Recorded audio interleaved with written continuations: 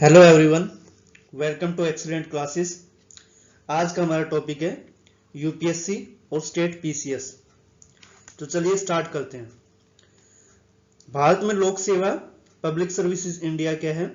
ये तीन प्रकार की सेवाएं हैं: अखिल भारतीय सेवाएं, central government service, state government service. Article 311 के तहत लोक सेवकों को संरक्षण प्रदान किया जाता है। अनुच्छेद 323 ए के तहत केंद्र सरकार कर्मचारियों और कार्मिकों के लिए कैट सेंट्रल एडमिनिस्ट्रेटिव ट्रिब्यूनल का गठन किया जाता है। ब्रिटिश शासनकाल में लोक सेवा के विकास के लिए तीन प्रमुख आयोग या कमीशन गठन किया गया था, जिसमें पहले थे एक्स्टन कमीशन। 1886 में वायसराय लॉर्ड डफरिन के टाइम पे आए थे। डफरिन मीन्स 1885 में जब कांग्रेस की स्थापना हुई थी उस टाइम थे ये। तो ये पीसीएस परीक्षा के लिए लाए गए थे। नेक्स्ट आते हैं लिस्टिंग कमीशन 1912 में। 1911 में इंडिया का जो कैपिटल थी कलकत्ता से दिल्ली ट्रांसफर कर दी गई थी, तो वही टाइम था वायसराय लॉर्ड हार्डिंगे। तो ये भी यूपीएससी या स्टेट पब्लिक सर्विस कमीशन के लिए लाए गए थे कि ट्रेनिंग कैसी होती है, उनकी रिक्रूटमेंट कैसी करनी है। नेक्स्ट आते हैं ली कमीशन। ली कमीशन 1923 में आया था, वायसराय थे लॉर्ड रीडिंग के टाइम पे। तो इसमें भी क्या है, वही यूपीएससी के बारे में ट्रेनिंग और उनके रिक्रूटमेंट के बारे में, उनके जो परसेंटेज थी कि कितने इंडियंस को अलाउड करना है, क्या उनकी क्वालिफिकेशन रहनी चाहिए, तो ये सब ये तीनों कमीशन में यही बताया गया था, एक्स्टन, एलिक्स्टन और ली कमीशन। नेक्स्ट है यूपीएससी।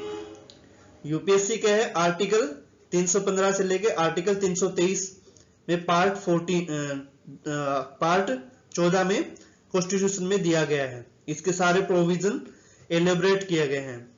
उनकी कंपोजिशन, अपॉइंटमेंट, रिमूवल कैसा होता है और इंडिपेंडेंट काम करेगी, उसकी पावर और फंक्शन क्या होता है यूपीएससी का। तो यूपीएससी का गठन अखिल भारतीय सेवा और केंद्रीय सेवा के अधिकारियों के भर्ती के लिए किया जाता है। इसमें क्या है, एक सदस्य होता है और उसमें 10 हो सकते हैं, ऐसा कोई फिक्स नहीं है उनके कितने होने चाहिए। तो 9 से लेके 11 तक हो सकते हैं, 9 भी हो सकते हैं, 10 भी हो सकते हैं और 11 भी हो सकते हैं, ऐसा इसमें प्रोविजन है। तो मैक्सिमम 11 तक रहता है। उनका उसमें जो सिलेक्शन के लिए क्या होता है, कम से कम आधे सदस्यों की केंद्र सरकार में जो उनकी जॉब होनी चाहिए, 10 वर्ष का अनुभव होना चाहिए। कार्यकाल के दौरान उनको राष्ट्रपति ही उनको हटा सकता है, वो भी सर्वोच्च न्यायालय की सिफारिश से मुक्त किया जा सकता है।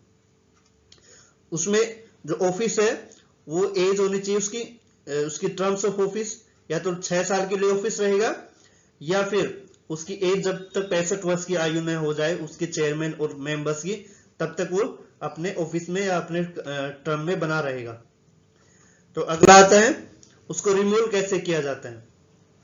उसको पदमुक्त करने के लिए प्रेसिडेंट ही उसको पदमुक्त कर सकता है, और उसके लिए पूरी एक तरीके से टीम गठित की जाती है और तभी उसको हटाया जा सकता है।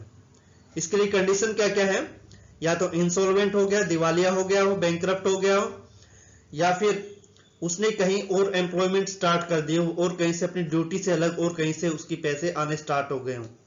नेक्स्ट, अगर वो अनफिट हो, या तो अपने माइंड की वजह से या बॉडी की वजह से, तो ऐसे करके अब उसके पद से हटाया जा सकता है। इसमें क्या है, यूपीएससी को एक तरीके वाचडॉग कहा जाता है। वाचडॉग एक तरीके की टर्म दी है कॉन्स्टिट्यूशन में।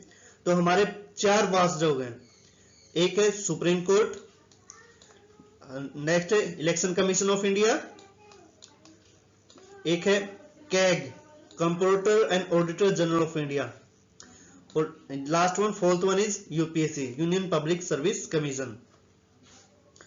और यूपीएससी अपने द्वारा चयनित अधिकारियों की प्रोन्नति के लिए, उनकी पदोन्नति के लिए हमेशा उसका सेवाओं के निर्धारण की भूमिका निभाता है, लेकिन उसको उनकी जो ट्रेनिंग होती है department DOPT, department of personal training, उनकी ट्रेनिंग होती है डीओपीटी से, जो मिनिस्ट्री ऑफ होम अफेयर्स के अंडर में आता है।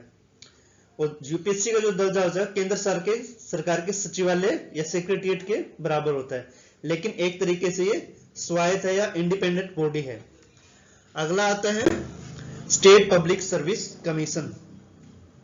ये भी सेम आर्टिकल है 315 से 323 और पार्ट 14 में दिया गया है। ये पैरेलल है, यूपीएससी के पैरेलल होता है लेकिन स्टेट के लिए होता है। इसमें भी सेम चेयरमैन होता है, उसके मेंबर्स होते हैं जो अपॉइंट किए जाते हैं, गवर्नर के द्वारा अपॉइंट किए जाते हैं, लेकिन उनकी स्ट्रेंथ फिक्स नहीं है। उनकी ये जो गवर्नर की इच्छा के आधार पे उनकी स्ट्रेंथ को फिक्स किया जाता है, कितने को चेंज किया जाएगा। और उसकी जो एज है या तो 6 ईयर के टर्म के लिए रहेगा या उसको 62 ईयर्स, उसमें 65 था यूपीएससी में, स्टेट में 62 ईयर्स की एज तक है। और इसमें क्या है, जैसे यूपीएससी सदस्य को पदमुक्त किया जाता है, ऐसे ही स्टेट वालों को भी पदमुक्त किया जा सकता है। सेम इसमें, लेकिन इसमें क्या है, प्रेसिडेंट इसको रिमूव करता है, लेकिन इसकी अपॉइंटमेंट कौन करता है, गवर्नर करता है। तो गवर्नर इसको अपॉइंट करते हैं, वो प्रेसिडेंट ही इसको रिमूव कर सकते हैं। सेम वही कंडीशन है, इंसॉल्वेंट हो, आउटसाइड कोई ड्यूटी या पैसे लेने स्टार्ट कर दे एम्प्लॉयमेंट, या फिर वो माइंड या बॉडी से अनफिट हो। यूपीएससी में अगर कोई जैसे आउट चला जाता है या रिमूव कर दिया जाए सर्विस से, तो या वैसे भी अगर उसकी 65 साल से उम्र हो गई है, अगर वो यूपीएससी से बाहर चला जाता है तो दोबारा वो अपनी कहीं भी सेवानिवृत्त होने के बाद अपनी जॉब नहीं कर सकता, लेकिन स्टेट पीसीएस वाला यूपीएससी में जॉब कर सकता है। ये एक कंडीशन है इसमें। Last one is JSPs, joint service public service commission. ये क्या है, 2 या 2 से अधिक राज्यों के लिए संयुक्त लोक सेवा आयोग बना गया है। इसमें इसकी नियुक्ति भी राष्ट्रपति द्वारा की जाती है, सेम है। और वही इसमें कंडीशन है, या तो उसकी टर्म्स ऑफ ऑफिस 6 होगा या फिर 62 ईयर्स तक होगा, तो सेम कंडीशन है। तो ये वाला टॉपिक क्लियर हो गया है। और आपको कोई भी प्रॉब्लम हो आप कमेंट बॉक्स में मुझे लिख के भेज सकते हैं। तो मेरे चैनल को लाइक करें, कमेंट करें, शेयर करें और ज्यादा से ज्यादा सब्सक्राइब करें। Thank you so much, have a nice day, thank you.